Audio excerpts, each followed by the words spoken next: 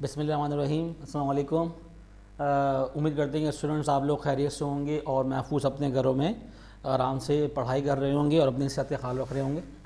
Today the topic which we are going to discuss is related to chapter energetics of chemical reaction और topic applications of first law of thermodynamics. यहाँ दो derivation करेंगे, process at constant volume Q V equals to delta E and process at constant pressure Q P equals to delta H. अब सबसे पहले initially modified equation of first law of thermodynamic. इससे पहले हम W equals to P delta V derive कर चुके हैं और जो फर्स्ट लॉ की इक्वेशन थी वो कुछ इस तरीके से थी, Q equals to delta E plus W हमने ड्राइव किया था पी डेल्टा वी। जब W की वैल्यू हम फर्स्ट लॉ ऑफ थर्मोडायनेमिक की इक्वेशन में पुट डाउन करते हैं the result become Q P equals to delta E plus P delta V. ये नज़र आ गया आपको। इसके बाद अगर हम पी डेल्टा वी यहाँ पे क्या हो रहा है, एडिशन हो रही है इसकी, और इक्वेशन के दूसरी साइड आगे क्या होगी इसकी सब्ट्रैक्शन, तो delta E equals to Q minus P delta V बन जाएगा। अब यहाँ पर applications of first law of thermodynamics, applications मतलब सिंपल इसके क्या यूजेस हैं, कहाँ कहाँ पर इस्तेमाल हो रहा है। तो ये इस इक्वेशन को हम दो जगह पे इस्तेमाल करते हैं, प्रोसेस एट कांस्टेंट वॉल्यूम और second process at constant pressure. Process at constant volume को कहते हैं isochoric process and process at constant pressure known as isobaric process.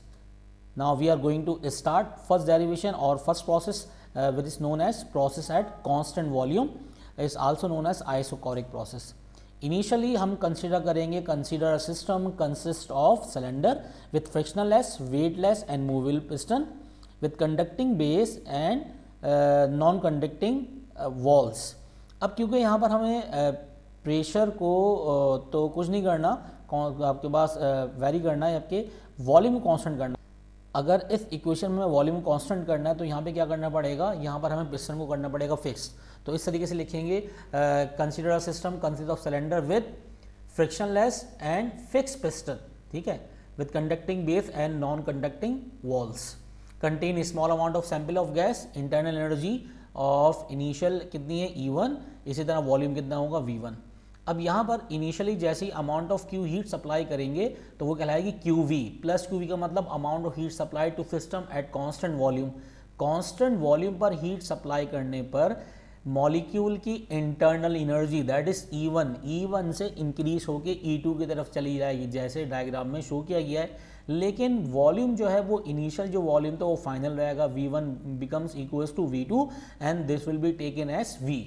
It means that delta V अगर हम कंसिडर करें, डेल्टा वी किसे कहते हैं, change in volume V2 minus V1, V2 minus V1 becomes V minus V and this will be equals to 0।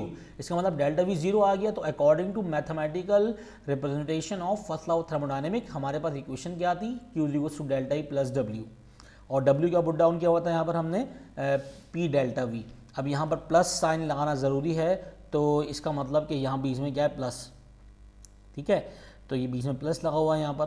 तो it means that कि अगर हम डेल्टा वी की जगह 0 पुट कर दें यहाँ पर, तो आइसोकोरिक प्रोसेस के लिए क्योंकि डेल्टा वी 0 आ रहा है, तो पी 0 आपके पास मल्टीप्लाई होने के बाद ये पूरी टर्म क्या हो जाएगी 0। तो delta E plus P into 0 will becomes Q V equals to delta E. It means that amount of heat supply to system at constant volume will utilize to increase the internal energy of the system, जबकि work done क्या होगा यहाँ पर 0। तो हमने ये first derivation कर ली, ये इंतहा की आसान सी डेरिवेशन थी और ये थोड़ी लेस इंपॉर्टेंट है as compare to second final exam में लाजमी आनी है, क्योंकि वो डेरिवेशन भी बड़ी है और उसके अंदर हीट कंटेंट भी इन्वॉल्व हो रहे हैं। यकीनन आपको देखने से अंदाज़ा हो जाएगा कि इन दोनों में से इंपॉर्टेंट कौन सी इक्वेशन है। Now we are going to move towards process at constant pressure, which is also known as isobaric process. For this process, consider a system consist of cylinder with frictionless, weightless and movable piston. अगर हमें pressure को constant करना होता है तो piston को movable बनाना पड़ेगा, जबकि वॉल्यूम क्या हो जाएगा खुद ब खुद यहाँ पर change. While initial internal energy will be E1, initial volume क्या होगा V1, ये initial states हो गई यहाँ पर। Amount of heat supply to system Q will becomes QP का मतलब heat supply to system at constant pressure।